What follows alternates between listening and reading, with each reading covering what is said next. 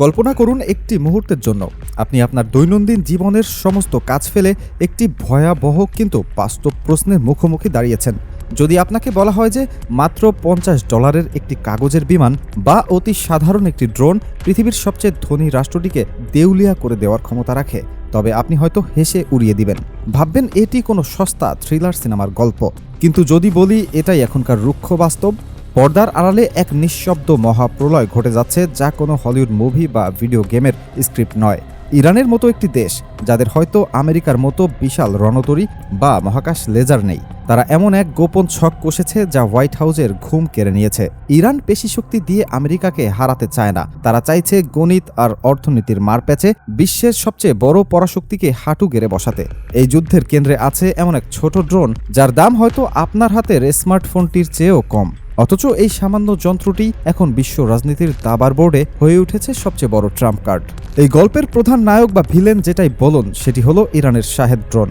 আপনি হয়তো ড্রোন শব্দটি শোনেন, হয়তো আপনার চোখে ভেসে ওঠে পার্কে ওড়ানো খেলনা বা বিয়ে বাড়িতে ভিডিও করার ছোট্ট কোনো যন্ত্রের ছবি। কিন্তু শাহেদ ড্রোন হলো একটি উড়ন্ত বোমা। সামরিক মাপকাঠিতে এর দাম মাত্র $30,000 থেকে $35,000, যা একটি ব্যবহৃত গাড়ির চেয়েও সস্তা। অথচ ইরান প্রতিদিন 500টির বেশি এই ড্রোন তৈরি করছে। সমর বিশেষজ্ঞদের ধারণা, ইরানের ভান্ডারে এখন 80,000-এরও বেশি শাহেদ ড্রোন যুদ্ধের জন্য প্রস্তুত রাখা হয়েছে। এই ছোট ছোট ড্রোনগুলো কোনো খেলনা নয়। একটি মাত্র শাহেদ ড্রোন একটি আস্ত তেলক্ষেত্র বা বিশাল কোনো হোটেলকে মুহূর্তেই ধ্বংস স্তূপে পরিণত করতে পারে। এগুলো বহন করাও খুব সহজ। সাধারণ একটি ট্রাকের পেছনেই কয়েক ডজন ড্রোন লুকিয়ে রাখা যায়। অর্থাৎ ইরানের কাছে এমন একটি সস্তা ও গোপন অস্ত্র আছে যা তারা হাজার হাজার বার ব্যবহার করতে পারে।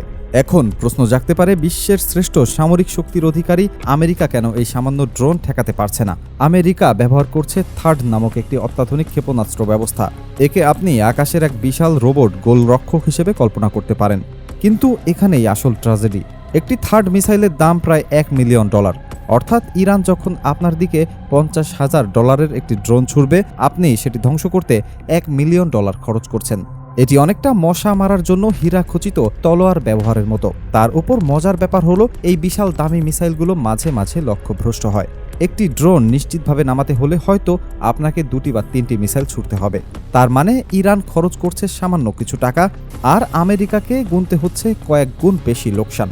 এই টাকার খেলাতেই ইরান আমেরিকাকে দেউলিয়া করার নীল নকশা তৈরি করেছে। যে পক্ষ আগে টাকা শেষ করবে, হার নিশ্চিতভাবেই তাদের। আর আমেরিকার এই ব্যবস্থার পরিবর্তন করা প্রায় অসম্ভব, কারণ ঠান্ডা যুদ্ধের সময় থেকে তাদের মানসিকতা তৈরি হয়েছে বড়, চকচকে আর দামি অস্ত্র বানানোর। এর পেছনে কাজ করছে এক বিশাল দুর্নীতি। একটি মিসাইলের দাম যত বেশি হবে, অস্ত্র উৎপাদনকারী কোম্পানি থেকে শুরু করে রাজনীতিবিদ সবার পকেটে তত বেশি কমিশন যাবে। সস্তা অস্ত্র বানালে মুনাফা কম, তাই ব্যবস্থার ভেতরে কেউ পরিবর্তন চায় না। আমেরিকা নিজেই নিজের তৈরি করা এই ফাঁদে আটকা পড়ে গেছে। কিন্তু এই যুদ্ধের প্রেক্ষাপট কেবল কামানের গোলা বা ড্রোনের মাঝেই সীমাবদ্ধ নয়। এর গভীরে লুকিয়ে আছে পানি। মধ্যপ্রাচ্যে পানির গুরুত্ব সোনার চেয়েও বেশি। এখানে পানির প্রাপ্যতা এবং ব্যবহারের মধ্যে আকাশ পাতাল পার্থক্য রয়েছে। একে বলা হয় ওয়াটার স্ট্রেস। উদাহরণ হিসেবে দুবাইয়ের কথা ভাবুন। তাদের প্রাকৃতিক উৎসের চেয়ে পানির চাহিদা 17,000% বেশি। মিশর বা সৌদি আরবের অবস্থাও একই রকম। বৃষ্টির এক গ্লাস পানির জায়গায় তারা খরচ করছে হাজার হাজার গ্লাস। এই অতিরিক্ত পানি আসে সমুদ্রের লোনা পানি মিষ্টি করার বিশাল বিশাল মেশিনের মাধ্যমে, যাকে বলা হয় ডিস্যালিনেশন প্লান্ট। এই মেশিনগুলো বন্ধ হয়ে যাওয়া মানে কয়েক কোটি মানুষের তৃষ্ণায় মৃত্যু। ইরান খুব ভালো করেই জানে যে আমেরিকার কোনো সৈন্যকে সরাসরি আঘাত করার কোনো দরকার নেই। তাদের তৈরি ওই সস্তা ড্রোন দিয়ে যদি মাত্র কয়েকটি পানি শোধনাগার ধ্বংস করে দেওয়া যায়, তবে কোনো রক্তপাত ছাড়াই আস্ত একটি সভ্যতা থমকে যাবে। পানিই হলো এই অঞ্চলের আসল পারমাণবিক বোমা। তবে ইরান নিজেও এই বিপদমুক্ত নয়। ইরানের উত্তরাঞ্চলের লেক উরুমিয়া 1984 সালের তুলনায় এখন প্রায় পুরোটাই শুকিয়ে গেছে। আমেরিকা আর ইসরায়েল এই দুর্বলতাকে পুঁজি করতে চায়। ইরানের ভেতরে ফার্সি ছাড়াও কুর্দি, আরব, তুর্কি সহ প্রায় 10টি আলাদা জাতিগোষ্ঠী আছে। পানির সংকট তৈরি করে যদি এই গোষ্ঠীগুলোকে একে অপরের বিরুদ্ধে লেলিয়ে দেওয়া যায়, তবে ইরান ভেতর থেকেই ভেঙে টুকরো টুকরো হয়ে যাবে।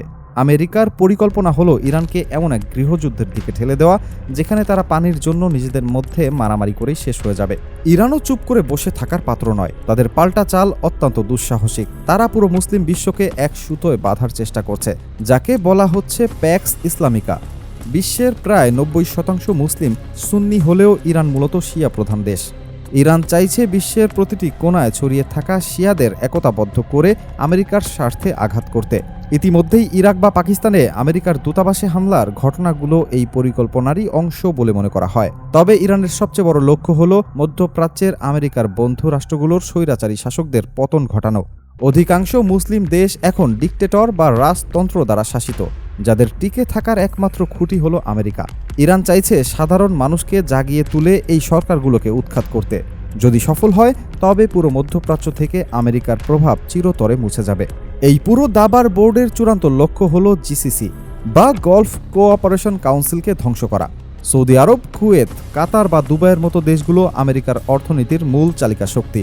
এই দেশগুলো ডলারের বিনিময়ে তেল বিক্রি করে, যাকে বলা হয় পেট্রো ডলার। এই ডলারের কারণেই আমেরিকান মুদ্রা পুরো বিশ্বে শক্তিশালী।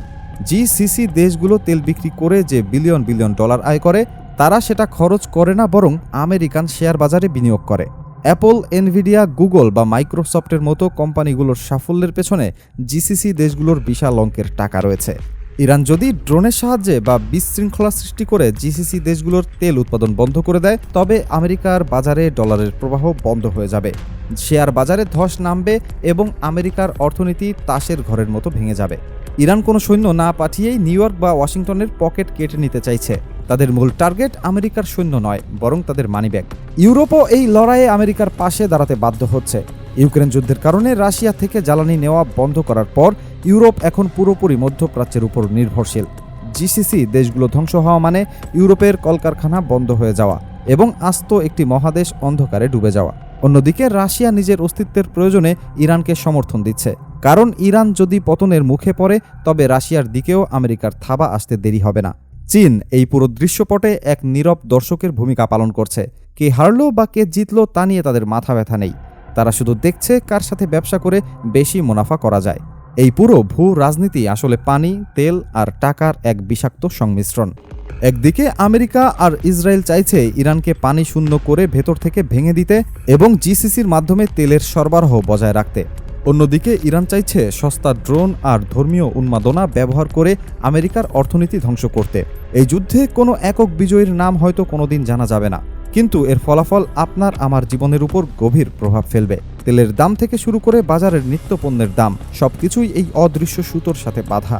এই জটিল পৃথিবীতে আপনি সংবাদপত্রের শিরোনাম দেখে বিভ্রান্ত হবেন না, সংবাদের পেছনের গভীর সত্যটি বুঝতে চেষ্টা করুন। মনে রাখবেন, আজকের দিনে ড্রোন বা মিসাইলের চেয়েও বড় শক্তি হলো ঘটনার প্রকৃত কারণগুলো বুঝতে পারার ক্ষমতা। এই রহস্যের সমাধান হয়তো এখনো বাকি, তবে দাবার গুটিগুলো যে অত্যন্ত দ্রুত চাল পরিবর্তন করছে তা অস্বীকার করার কোনো উপায় নেই। আমরা হয়তো এক অনিশ্চিত ভবিষ্যতের দিকে এগিয়ে যাচ্ছি, যেখানে সামান্য একটি যন্ত্র বদলে দিতে পারে ইতিহাসের গতিপথ। সচেতন থাকুন, প্রশ্ন করতে শিখুন, কারণ প্রকৃত উপলব্ধিই আপনাকে এই গোলক ধাঁধায় পথ দেখাবে।